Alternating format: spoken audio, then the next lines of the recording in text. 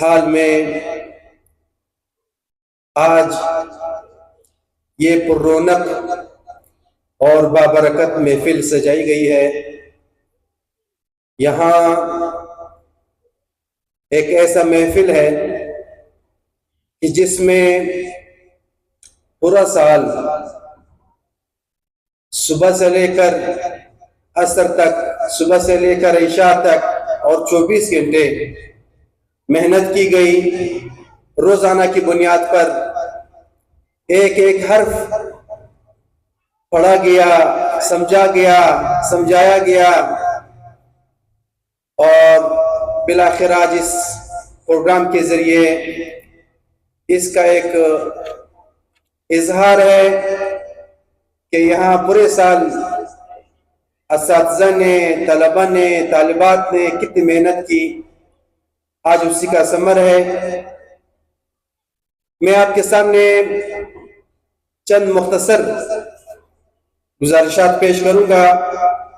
میں اس ادارے کے پورے انتظامیہ کو، یہاں ان کے اسٹاف کو، ان کے مینجمنٹ کو خراج تحسین پیش کرتا ہوں کہ ایک بہترین کام انہوں نے شروع کیا ہے، کر رہے ہیں۔ اللہ پاک انشاءاللہ ان کے آخرت میں بھی اس کا ضرور جزا دے گا۔ اس وقت جس جگہ موجود ہیں کوئٹہ شہر ہے، پھر یہ سریاب ہے، اور جس ملک میں ہم رہ رہے ہیں،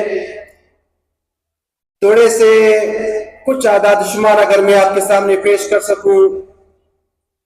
آپ کو پتہ ہونا چاہیے کہ کوئٹہ شہر کے بقول سیکرٹری ایجوکیشن 2.5 لاکھ بچے اس وقت اسکول سے باہر ہیں۔ کوئٹہ شہر میں 2.5 لاکھ بچے ایسے ہیں کہ جو اسکول نہیں جا سکتے۔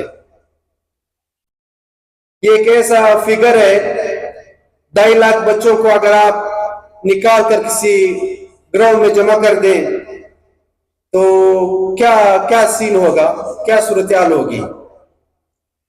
اور یونیسیف کی رپورٹ ہے کہ اس ملک میں آپ کے 60 سے لے کر 70% تک، 60 سے 70% تک لوگ بچے یہ اسکول سے باہر ہیں۔ یہ یونیسیف کی رپورٹ ہے۔ اب کیا صورتحال ہوگی، اور یہ جتنے یہاں لوگ جمع ہیں، بچے جمع ہیں جن کو تعلیم دی جا رہی ہے، تو یہ بہت بڑی غنیمت کی بات ہے۔ آپ کی اس حالت میں ایک اور خاکہ اگر آپ کے سامنے پیش کر سکوں، یہاں ایک طبقاتی نظام تعلیم ہے، طبقات پیدا کیے جا رہے ہیں۔ ہونا تو یہ چاہیے تھا کہ یہاں ایک قوم بنتا جس نظریے کی بنیاد پر یہ ملک بنا تھا، اسی نظریے کے لیے کام کیا جاتا۔ لیکن آپ تصور کریں کہ یہاں اے لیول کا سرکاری اسکول کا، مدرسے کا، اور کتنے ایسے ادارے ہیں کہ جہاں سے ہمارے بچے فارغ تحصیل ہو رہے ہیں۔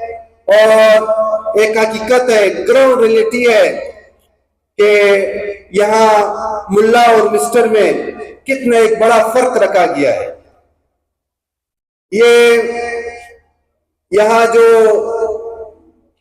ایک ماہر تعلیم آیا تھا لاٹ میکالے کے نام سے، اس نے یہاں ایک ایسی تقسیم پیدا کر دی ہے کہ یہاں دیندار لوگ علیحدہ ہو گئے ہیں، اسکول کالج یونیورسٹی کے لوگ علیحدہ ہو گئے ہیں، ان میں بھی پھر سرکاری اسکول کے علیحدہ لوگ ہیں، پرائیویٹ کے علیحدہ لوگ ہیں، ایک دوسرے کی بات سمجھ نہیں آ رہی۔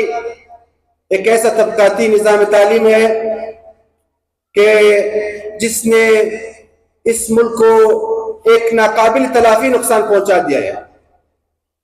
اس خلا کو پر کرنے کے لیے میرے خیال میں ان اداروں کی ضرورت ہے کہ جہاں ہم بیٹھے ہیں، ان کے کارکردگی دیکھ رہے ہیں کہ انہوں نے پورے سال کتنے محنت کی ہے۔ یہی جو عصری علوم اور دینی علوم ہمارے بچے پڑھیں گے نا تو پھر سمجھ پائیں گے کہ جو ہم نماز میں دعا پڑھتے ہیں کہ اللہم ربنا آتنا فی الدنیا حسنہ، ہم دنیا کے اس میں خیر مانگ رہے ہوتے ہیں، وہ فی الآخرت حسنہ، اور پھر آخرت کی خیر مانگ رہے ہوتے ہیں۔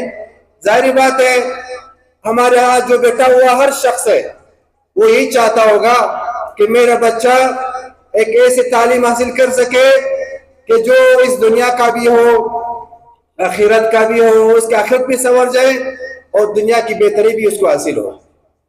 اس ادارے کا میرے خیال میں یہ ایک بہت بڑا امتیاز ہے کہ ایسے نوجوان تیار کیے جائیں کہ ایک طرف تو دنیا کی بہترین زندگی گزار سکے اور دوسری طرف انشاءاللہ وہ آخرت میں بھی سرخرو ہوں گے۔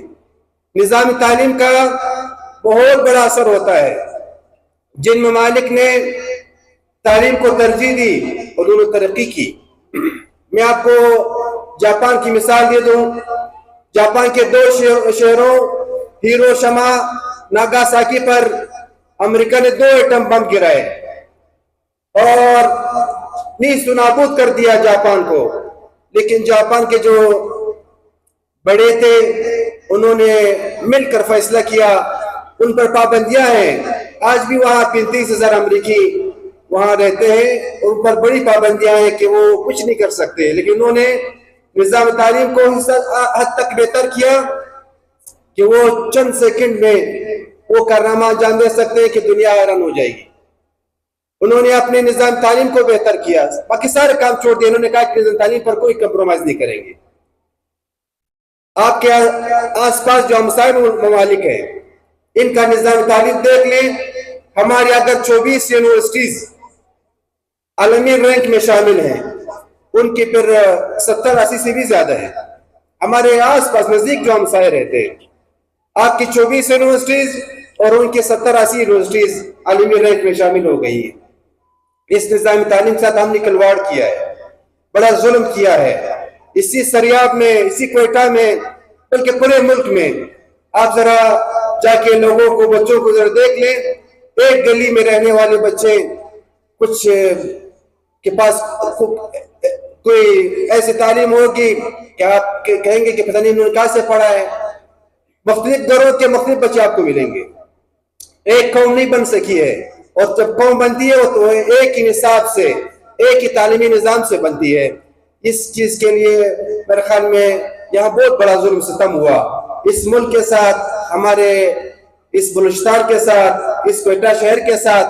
کاش کہ یہ ہوتا کہ ہمارے ہاں یہ نہیں کہتے کہ یہ سرکاری اسکول کا طالب علم ہے، یہ او لیول اے لیول کا طالب علم ہے، یہ تو کس ہاؤس سے پڑھ کے آیا ہے۔ ہم اس چیز کو دیکھ لیں، میرے خیال میں ہمیں کافی افسوس ہوگا۔ اس ادارے کی جو خدمات ہیں اس لحاظ سے دیکھیں، جب یہاں انگلش پڑھایا جا رہا ہوگا، میتھمیٹکس پڑھائے جا رہے ہوں گے اور سائنس پڑھایا جا رہا ہوگا، اسی کے ساتھ ساتھ یا قرآن پڑھایا جا رہا ہوگا، حدیث پڑھایا جا رہا ہوگا، تو یہ کتنے ایک خوش نصیبی کی بات ہوگی۔ ہر بندہ میرے ساتھ، ہر بندہ یہ چاہے گا کہ میرا بچہ ایک ایسی تعلیم حاصل کرے کہ جو ایک طرف تو اچھا سائنسدان ہو، اچھا انجینئر ہو، اچھا ڈاکٹر ہو، اور ساتھ ساتھ پھر اخروی زندگی میں وہ سرخرو ہو، اچھا مسلمان بھی ہو، دیانتدار بھی ہو۔ یہاں دیکھ لیں ہماری کیا صورتحال ہے۔ یہ جو بڑے بڑے بلڈنگ آپ کو نظر آتے ہیں، یہ لوگوں کے درد کے پیسوں سے بنائے جاتے ہیں۔ لوگوں کے درد کے مجبوری کو دیکھ کر بڑی رقم وصول کی جاتی ہے، پھر بڑی بڑی بلڈنگیں بن رہی ہوتی ہیں۔ آپ ذرا تصور کریں کہ کیا صورتحال ہے۔ آپ کو دیندار لوگ کتنے لے ملیں گے کہ جو آپ باقاعدہ عمل میں میدان میں آ جائیں اور پھر وہ دیانتداری کا مظاہرہ کریں۔ ایک اور میں تھوڑا سا تصور آپ پہ پیش کرنا چاہتا ہوں۔ یہ تو ہمارے اس پوری صورتحال تعلیمی نظام کی حالت ہے۔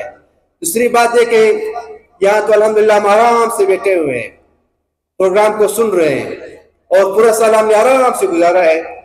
ایسے ہی اسکول سے ہمارے سرزمین فلسطین پر، وہاں وہ جگہ تو ہے، شاید وہ کرسیاں میں پڑی ہوں کہ جہاں بچے بیٹھ رہے تعلیم حاصل کر رہے تھے، لیکن وہاں نہ تو وہاں کوئی طالب علم رہا، نہ وہاں کوئی ایسا استاد رہا کہ جا کے وہ پڑھا سکے، اور پوری نسل کشی کی گئی۔ وہاں ایسی بمباری کی گئی کہ پورا غزہ تقریباً ویرانے کا منظر پیش کر رہا ہے. لیکن آپ نے دیکھا کہ ہمارے 57 اسلامی ممالک نے کس ملک نے جا کر ان کا دفاع کیا. اور آپ نے دیکھا کہ یہ جو ہم اتنے بڑے بڑے ممالک جس کا ہم نام لیتے ہیں، امریکہ ہے، یورپ ہے، اور یہ برطانیہ ہے، اور یہ آپ کا فرانس ہے، اور آپ کے آس پاس کتنے سویلائزڈ اپنے آپ کو پیش کرتے ہیں. کس نے آگے قدم بڑھا کر یہ پوچھا کہ اس کی نسل کشی کیوں کر رہے ہو، اس نے کیا گناہ کیا ہے؟ اور آپ اس کی جو چیختے بچے تھے ان کی آوازیں ساری دنیا کو سنائی دے رہا تھا. آج کل میڈیا کا زمانہ ہے، لیکن آپ نے کہا کس حکومت نے ان کا ساتھ دیا، ان کو بچایا؟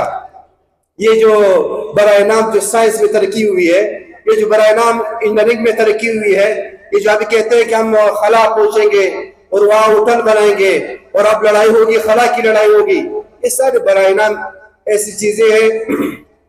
یہ ثابت ہوا میرے عزیز بھائیوں، یہ ثابت ہوا کہ اگر سائنس جتنی بھی ترقی کرے، آپ کا انجینئرنگ جتنا بھی ترقی کرے، جتنے بھی دنیا سویلائز ہو جائے، لیکن ان کو یہ کون سکھائے گا کہ یہ ظلم ہے، یہ ظلم نہ کرو؟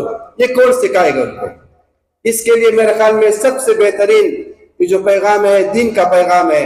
ہمارے دین میں ہے کہ ہم ہمسائے کے ساتھ ظلم نہیں کرتے، والدین کا رسپیکٹ کرتے ہیں. نہ حق خون جب ہے، بے شک ہمارا بھائی ہو، ہمارا والد ہو، مسلمان کا جتنا بھی قریب ترین رشتہ دار ہو، لیکن وہ ضرور بولے گا کہ یہ ظلم ہے. دیکھیں اب پوری دنیا میں آپ کے فلسطین کو اکیلا چھوڑا گیا. کتنی ترقی یافتہ دنیا ہے، کتنے تعلیم ہوا ہے، آپ ذرا تصور کریں. لیکن ان کو اس ظلم سے کسی نے نہیں بچایا. اس کی وجہ یہ ہے کہ دنیا اس وقت روحانی تسکین کی تلاش میں ہے. لیکن دیکھیں ابھی سب تمام ممالک نے ترقی تو کر لی، لیکن ان کا روحانی جو قوت ہے بالکل ان کے پاس نہیں ہے. یہ روحانی قوت کون فراہم کرے گا؟ یہ اسلام فراہم کرے گا. جب اسلام کا بول بالا ہو، اسلام کا غلبہ ہو، اور ایسے ہی تعلیمی ادارے پوری دنیا میں پھیل جائے جس طرح کے یہ تعلیمی ادارے ہیں، ان کو دین کا یہ سمجھ پہنچ جائے، مجھے یقین انشاءاللہ پھر دنیا میں ہر طرف امن امان ہوگا، خوشحالی ہوگی، کوئی کسی کا حق نہیں کھا سکے گا. آپ دیکھیں خلافت راشدہ میں ہماری بہترین تاریخ ہے. اس کا اگر ہم دنیا کو پڑھائیں کہ آج ہماری یہ تاریخ تھی اور ہم نے یہ ثابت کر کے دکھایا ہے. جدھر بھی دین نافذ ہو اور دین کا بول بالا ہو، انشاءاللہ وہاں پہ کوئی نہ ظلم ہوگا، نہ ظلم ستم ہوگا، ترقی ہوگی، خوشحالی ہوگی. ہمارا دین سائنس کے خلاف نہیں ہے. بہترین سائنسدان ہمارے مسلمان تھے، ہماری تاریخ گواہ ہے. لیکن کیا کریں کہ اپنوں نے ہمارے بغداد کو جلایا، ہمارے غزنی کو جلایا جو کسی وقت پیرس کے نام سے مشہور تھا. اتنے کتابیں سمندر میں گرائی گئی کہ سمندر کا رنگ بالکل تبدیل ہو گیا. ہم نے اپنے اثاثے کو جلائے، اپنوں نے کیا یہ ظلم. لیکن اس حالت میں مایوسی کی ضرورت نہیں ہے. انشاءاللہ اگر ہم ایسے ہی آہستہ آہستہ اپنی ہمت کرتے رہیں، نظام کو مضبوط کرتے رہیں، اپنی تعلیم کو بہتر کرتے رہیں، اس جیسے تعلیمی اداروں کا آباد کرتے رہیں، مجھے یقین انشاءاللہ کہ یہ جو کوئٹہ شہر میں 2.5 لاکھ بچہ اسکول سے جو باہر ہے یہ بھی واپس اسکول آئے گا انشاءاللہ. اسی کی مہم چلائیں. اور یہ جو حکومتی نظام ہے، ہمارا جو ناقص نظام ہے، یہ نظام ہی تبدیل ہو کر رہے گا. اب دیکھیں یہ ملک اسلام کے نام پر بنا تھا، 70-75 سال ہوئے ہیں، لیکن آواز تو بلند ہوئی کہ پاکستان کا مطلب کیا، لا الہ الا اللہ. آپ خود بتا دیں کہ 5 منٹ کے لیے بھی یہاں کوئی اسلام کا حکم نافذ ہو سکا؟ 5 منٹ کے لیے بھی وہ جو اسلام کا نعرہ جس کے لیے ہم نے نعرہ لگایا تھا، ہم نے نظام نافذ کیا؟ ہمارا عدالتی نظام جا کے دیکھ لیں. ہمارے جج صاحبان یہ کالی کالی جو کتابیں ہیں ان پر فیصلے کر سکتے ہیں. ان کے سامنے اگر آپ قرآن رکھ دیں کہ بھائی یہ قرآن ہے، اس کے یہ فیصلے ہیں، ان کو نہ پہلے سمجھ نہیں آئے گا، پھر سمجھ بھی آ جائے وہ نافذ نہیں کر سکے گا. اور اگر نافذ کرنا بھی چاہے تو اس کو اٹھا لیا جائے گا، اس کو یہ موقع نہیں ملے گا کہ اس کو نافذ کر سکے. اس نظام کو میرے خیال بدلنے کی ضرورت ہے. اور آپ میں سے جتنے بھی لوگ بیٹھے ہیں، ہم سب کی ذمہ داری ہے کہ اس نظام کو بہتر بنائیں، نظام تعلیم کو بہتر بنائیں، سیاسی نظام کو بہتر بنائیں. ہمارے جتنے بھی اقتصادی نظام ہے یہ بھی بہتر ہو سکتا ہے. آپ دیکھ لیں کہ یہاں کتنا لوٹ مار ہو رہا ہے. ہمارے ہمسائے ممالک ترقی کر رہے ہیں لیکن ہماری جو صورتحال ہے روز بروز بدتر ہوتی جا رہی ہے. اب سب سے گزارش ہے, مجھے چپ تو مل گیا, دل تو چاہتا ہے کہ مزید بھی کچھ باتیں کر سکوں لیکن یہ کہ وقت کی کمی ہے.